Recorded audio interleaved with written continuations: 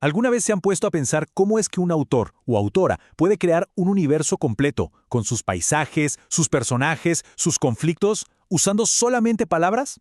Es increíble, ¿no? Bueno, hoy vamos a meternos de lleno en ese misterio. Vamos a desarmar la arquitectura de una historia para entender, pieza por pieza, cómo se construye. Y es que, piénsenlo de esta manera, las palabras no son un simple adorno, para nada. Son las raíces de las que se alimenta la historia y las ramas que se extienden para darle forma. Son, literalmente, la materia viva que crece hasta convertirse en algo tan inmenso y complejo como un mundo entero. Ahora, la gran pregunta es, ¿cómo sucede esa magia? Esa es exactamente nuestra pregunta del día. Hoy vamos a explorar cómo quienes escriben se convierten en una especie de arquitectos.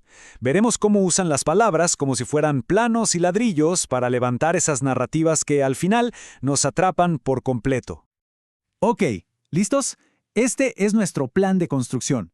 Primero, lo básico, los ladrillos, las claves de un texto. Después, el cemento que une todo, la coherencia y la cohesión. De ahí pasamos a la estructura completa, el gran edificio, la novela.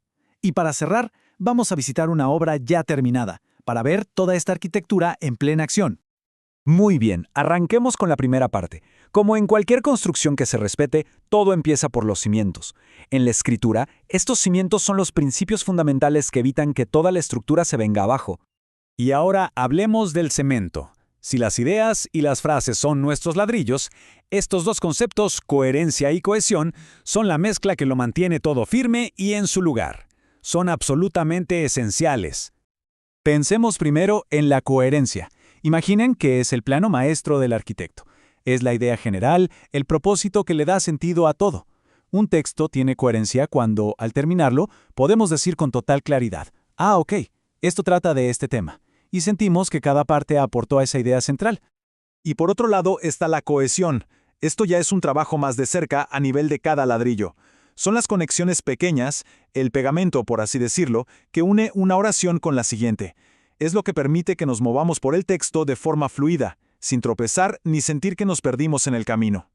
Entonces, para que quede súper claro, la coherencia es la visión desde arriba, la estructura general que responde al ¿qué? La cohesión, en cambio, es la ejecución a nivel del suelo. Son los engranajes y los puentes que conectan cada pieza. Se necesitan ambas. Una sin la otra simplemente no funciona. El edificio se cae. O para simplificarlo todavía más, la coherencia es el panorama completo, el porqué de la historia. Es la lógica. La cohesión son los detalles, el cómo. Son los lazos gramaticales y las palabras que se eligen para tejer esa red que lo une todo. Y bueno, ¿cómo se logra esto en la práctica? ¿Qué hay en la caja de herramientas de quien escribe? Pues varias cosas. Se usan repeticiones de palabras clave o sus sinónimos. Se usan pronombres para no tener que repetir un nombre una y otra vez. Y, algo crucial, se emplean los conectores. Estas palabritas son como las señales de tránsito de un texto. Su poder es gigante. Un simple porqué nos avisa que viene una causa. Un sin embargo nos prepara para un giro. Son guías que nos van llevando de la mano por el flujo lógico de las ideas. De acuerdo, perfecto. Ya tenemos los ladrillos y ya tenemos el cemento que los une. Pero, ¿y el plano general? ¿Cómo se usa todo esto para construir algo verdaderamente monumental? ¿Cuál es el plano maestro para una estructura literaria compleja? Bueno, pues ese gran edificio, esa estructura monumental, es la novela. Es aquí donde todos estos principios se aplican a gran escala para crear mundos enteros. Las palabras clave aquí son extensa y compleja. A diferencia de un cuento que podría ser una casa pequeña, una novela es un rascacielos. Da el espacio suficiente para explorar tramas, subtramas y desarrollar personajes con una profundidad psicológica increíble. Y este suele ser el plano más común. Primero, el planteamiento, donde conocemos las reglas del juego y a los jugadores. Luego, el nudo, donde todo se enreda, la tensión sube y no podemos dejar de leer. Y finalmente, el desenlace, donde todo explota y se resuelve. Una fórmula probada y muy poderosa. Pero aquí viene lo más fascinante. Con ese mismo plano, con esa misma estructura de 3 actos, se pueden construir edificios totalmente diferentes. Un castillo de fantasía, una estación espacial de ciencia ficción, una mansión gótica de terror. El esqueleto puede ser el mismo, pero el edificio final es único cada vez. Muy bien, ya vimos la teoría. ¿Qué tal si vamos a la práctica? Vamos a analizar cómo funciona toda esta arquitectura en una obra real, una construcción literaria fundamental, Mamita Yunay de Carlos Luis Fallas.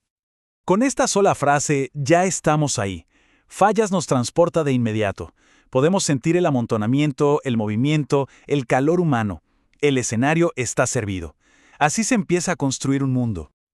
Ahora, analicemos el cemento. Esta oración parece simple, ¿verdad?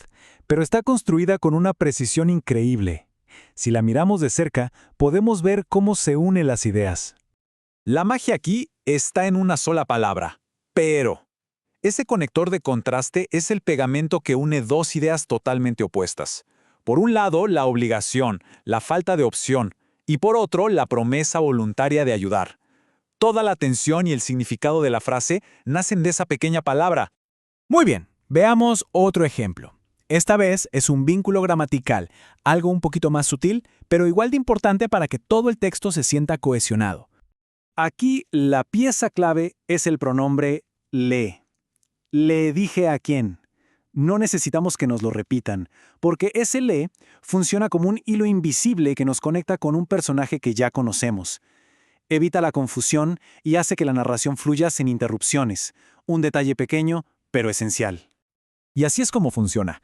Vemos cómo desde los conectores más pequeños hasta los pronombres, cada elemento cumple una función. No son simples reglas de gramática, son las herramientas con las que Fallas construye no solo una historia, sino una denuncia social con un impacto emocional que sigue resonando hasta hoy.